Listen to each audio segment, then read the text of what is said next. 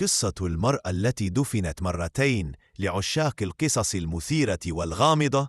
جئنا بمجموعة متميزة من القصص المرعبة، والتي تحتوي على الكثير من التفاصيل المثيرة والشيقة.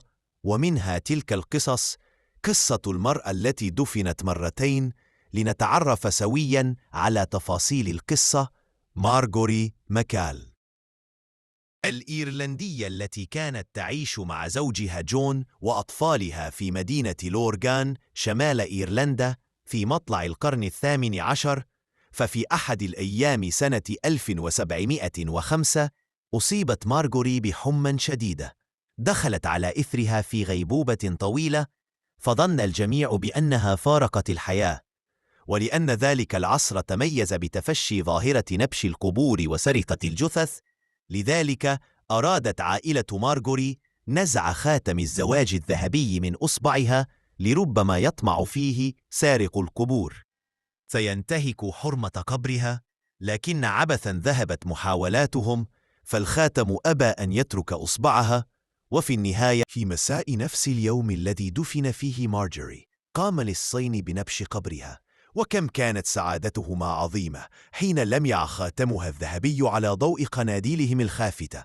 حاول انتزاعه في الحال، بذلا جهدا كبيرا في ذلك، لكنهما باءا بالفشل، فالخاتم كان أضيق من أن يترك أصبع مارجوري. إلا أن ذلك لم يفت بعضدهما، فبالطبع ما كان ليفوت غنيمة سهلة كهذه، لذا قررا قطع أصبع مارجوري لاستخراج الخاتم. وما أن قام، سقط أحد اللصين على أثرها ميتا في الحال من شدة الخوف. أما الآخر فقد أطلق ساقيه للريح، وكان ذلك آخر عهده بالمقابر، إذ لم يجرؤ على دخولها ثانية حتى آخر يوم في حياته.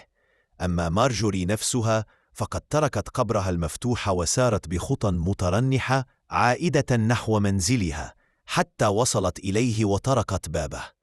المنزل كان مكتظا في تلك الليلة العجيبة بالأقارب والأصدقاء، الذين أتوا لمواساة زوجها جون، الذي ما أن سمع الطرقات على الباب حتى أمسك عن البكاء، وقال لأطفاله بصوت متهدج حزين: لو كانت أمكم على قيد الحياة لأقسمت بأن هذه هي طرقاتها.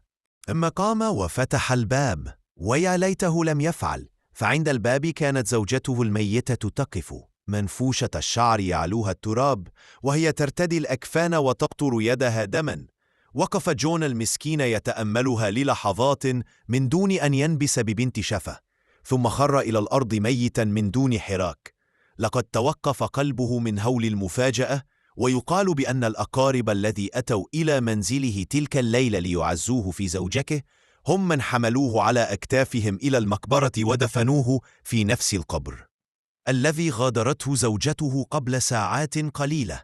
أما مارجوري نفسها فقد استعادت عافيتها تماما، ويقال بأنها تزوجت مرة ثانية، وعاشت حياة سعيدة مع أولادها وأحفادها، حتى وافتها المنية بعد سنين طويلة.